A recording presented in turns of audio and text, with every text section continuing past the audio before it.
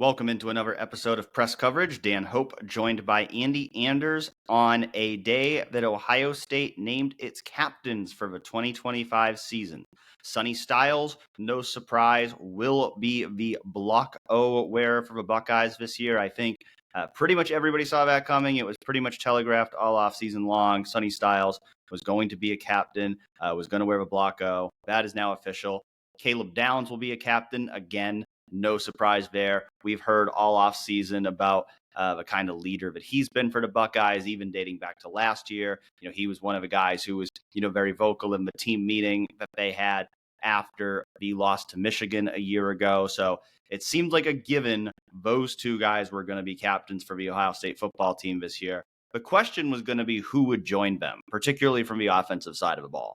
And we got those answers on Saturday as wide receiver Brandon Inniss and projected left tackle Austin Siereveld will be Ohio State's other two captains, two guys who haven't been, full-time starters for the Buckeyes before. Brandon Inniss going to step into that slot receiver role this year that was filled by Emeka Egbuka for the last two seasons.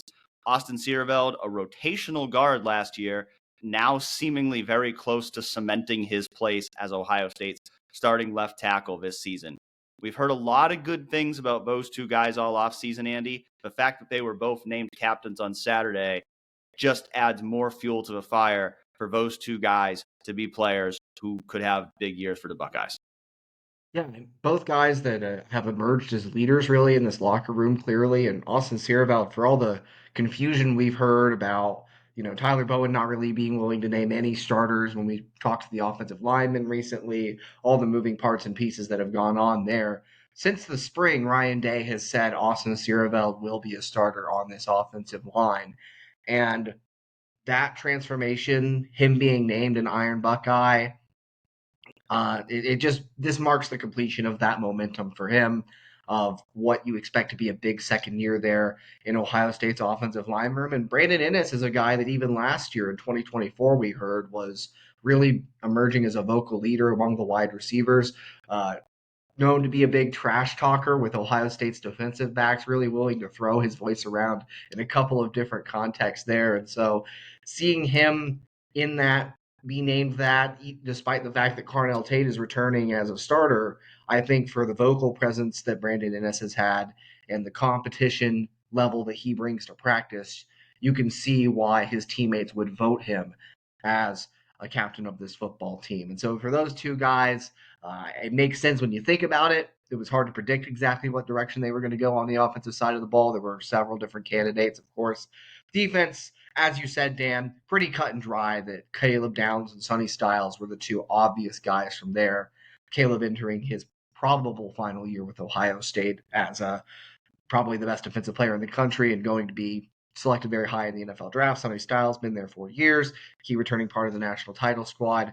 I like these four captain selections for Ohio State on the whole. Yeah, it feels like, the right choices to me. Certainly you going back to Brandon Inniss and your point, I think the word we use a lot with Brandon Inniss is juice. He's a guy who just brings that juice to practice. I mean, him and Jermaine Matthews are the two guys. You go to any Ohio State practice, they're the two guys you just see bringing tons of energy, very vocal out there on the field. And that's something that rubs off on teammates. And so, I think for Brandon Inniss, I think this is a well-deserved reward for him because you think about him coming in, five-star guy in his class. He's a guy who came in with expectations of playing right away and really didn't play a whole lot, particularly on offense for the last 2 years. When Emeka Egbuka made his decision to come back last year, and then, of course, Jeremiah Smith comes in and just sets the world on fire right away, it basically relegated Brandon Inniss to have to be a backup for another year. And, he could have been malcontent about that. He could have, wanted to transfer, been frustrated, but he stayed the course. He continued to be a great team guy. We continued to hear about him all year last year, about the kind of competitor he was, the kind of teammate he was. And so I think this is a great recognition of that for Brandon Inniss and a guy who I believe, he's got Jeremiah Smith and Carnell Tate opposite him. They're two of the best receivers in the country. Jeremiah is the best receiver in the country. But I think we both believe Brandon Inniss is going to do big things for Ohio State this year. Absolutely. Yeah. I expect him, especially in the slot receiver position where you're closer to the quarterback, breaking a new quarterback in. I always look at slot receiver and tight end production when a new quarterback is taking the mantle, be it Julian Say and Lincoln Keenholz. I think when you look at what Kyle McCord did, even getting Cade Stover involved more in 2023, like when you see a new quarterback take over, it's often going to be to get to the guys closest to you. Uh, and Brandon also just a dynamic player, awesome athlete. We've seen it before, even in his freshman year, that big touchdown on his first catch against Purdue. And you go back through the years, it just feels like it's been the waiting game for Inniss. He's had moments. Now it's time to be that guy as the full-time starter. And of course, there's going to be more leaders in a locker room than just the captains. You go down the list of guys and on this team and all the people that don't have experience that are going to need to fill in those leadership roles. We've heard it talked about all offseason on the defensive line with Kenyatta Jackson Jr. and him stepping up to embrace and be the leader of that unit. Davis Igbinosun obviously has to set the tone for some of the new starting guys at cornerback, be it Jermaine Matthews Jr., be it Lorenzo Styles Jr. potentially at nickel, set that tone as the senior in that room. Same thing on the offensive side. Obviously, whoever's at quarterback, that's going to be very important to command the huddle. We know that's something that Ryan Day is adamant about and looking for who's ultimately going to win the quarterback competition. Something that Lincoln Keenholz has even shown a little bit in being named an Iron Buckeye, but Julian saying, of course, where we're leaning in this competition. So seeing how he can command the huddle and command that respect is going to be crucial. And even these transfers too got to get involved in motivating and really ingraining themselves in the program, whether that's Bo Atkinson or Max Clare or CJ Donaldson. So a lot of leadership going to come from outside this captaincy core, and you wonder exactly how potent it's going to be with all the new faces that Ohio State has. Yeah, you think back to last year. I mean, I don't think you could have asked for a better group of captains than they had in Cody Simon, Jack Sawyer, Emeka Buka, and Travion Henderson. But they were far from the only leaders on last year's team. I mean, Will Howard was a great leader from a quarterback position. You think of guys like, Josh Fryer, Donovan Jackson, Seth McLaughlin up front. They were all leaders on that offensive line. G. Scott was a leader from a tight end position. JT Tuimoloau was a guy people have talked about a lot, being a leader last year. Denzel Burke's a guy who was a vocal leader on the back end. Lathan Ransom, another guy. So they had so many leaders last year. We've talked about it a lot that this year's team doesn't have the same amount of established veterans as last year. But I do think you can see a good core group of leaders coming together.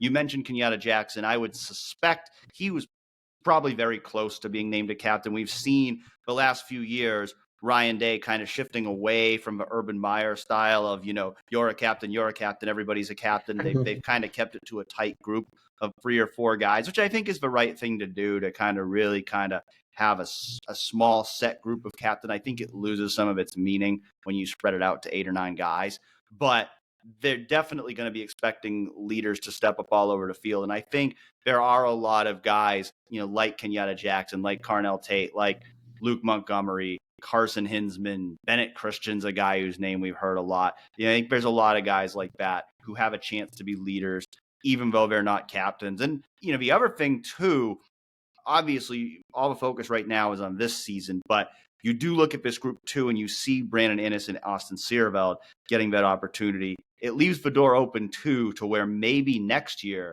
you have returning captains, which is something Ohio State hasn't had in a few years. But with Brandon Inniss, Austin Siereveld both going into their 3rd year, both being first-time starters. Now, you never know. I mean, the way everybody's talking about Austin Siereveld, I mean, who knows? I mean, the way that he's risen to, we had talked about it, a couple of weeks ago when we first got word that Austin Siereveld might be the left tackle. It's like, does this say more about Austin Siereveld or about Ifeanyi Onwa? And I continue to think it's a little bit of both, but the way, I mean, it's just at every opportunity, Austin Siereveld keeps getting highlighted as a guy who has just had a fantastic offseason. So my expectations, really, I mean, in the spring, I'm like, I think Austin Siereveld will probably be a good right tackle. So now I'm like, is this guy going to be like one of the best offensive linemen in the Big Ten? Like the way that we keep hearing Ohio State talk about Austin Siereveld, it's certainly setting expectations high for him as someone to be the leader of his offensive line this year. Right, and someone again, just to as a continual reminder, right? Someone who just moved over from guard in the offseason, and to see that transition happen so fast, it feels like what the way they're talking about him is almost unbelievable in the sense that like if he comes in and is one of the best tackles in the Big Ten after just starting to play the position, it's going to catch me by surprise. But then again, we did see Donovan Jackson do something similar midway through last season, and maybe it's just that development. You have a new set of coaches, that offensive line room with the four coaches all really inputting and getting one-on-one attention with the offensive linemen. It's been clear just how much the focus is on that position developmentally wise, making those coaching decisions. And I think when you see Austin Siereveld getting this type of hype, if he can live up to it, obviously that's a big payoff of those decisions and those choices made by Ryan Day in the offseason. Well, we know who the captains are. We know who's going to wear the Blanco this year. I think the big thing everybody's waiting for now is who's going to be that starting quarterback. I think we're probably going to get that answer on Monday. I'd be surprised if we didn't. Ryan Day has his next press conference. As you mentioned, whoever wins that job, and we do think it's probably going to be Julian Sayem, but we'll find out in a couple of days if that's ultimately the way Ohio State goes. Whoever wins that job is going to need to be a leader, and we'll see if either Julian Sayem or Lincoln Kienholz can really be a guy who takes that on this year. We'll see. Do we get an answer? Will Philip Daniels or Ifeanyi Onwenu be the right tackle this year? It feels like things might be trending toward Philip Daniels. We'll see if we get an answer on that. Do we get an answer on who will be that starting strong safety between Jalen McLean, Malik Hartford? Some position battles still to be determined here. I think Ohio State would very much like to get that depth chart set now that, the last Saturday scrimmage is done and it's time to really start focusing on that game plan against Texas. Yeah, that's the main thing to be looking out for this week for sure. And Monday, I think we'll get a lot of those answers. Like you said, the second scrimmage has happened as we're recording this. Ohio State has done the big, that second scrimmage is always the biggest test of depth chart and trying to get everything sorted positionally to find a plan and start developing cohesion now as you hit the latter portion of preseason camp. Crazy to say we're already in that phase, right? We've talked about it all offseason. It's been a very quick offseason. Second half of preseason camp here is about establishing those starters, developing that cohesion, and you hope to have those position battles solved by Monday, or at least a good formula to follow where if there's going to be guys rotating in certain spots, you can at least work them in. But certainly a quarterback with Texas on the way, got to get that figured out and start developing the chemistry and the game plan around those guys and that guy specifically. Less than 2 weeks away from Ohio State versus Texas. Ryan Day's press conference scheduled for around 11:30 a.m. on Monday. We will have that for you live on 11 Warriors YouTube channel. And if we get a starting quarterback decision on Monday, we will certainly be back for another episode of press coverage to break that all down. So for now, he's Andy Anders. I'm Dan Hope. We'll catch you soon.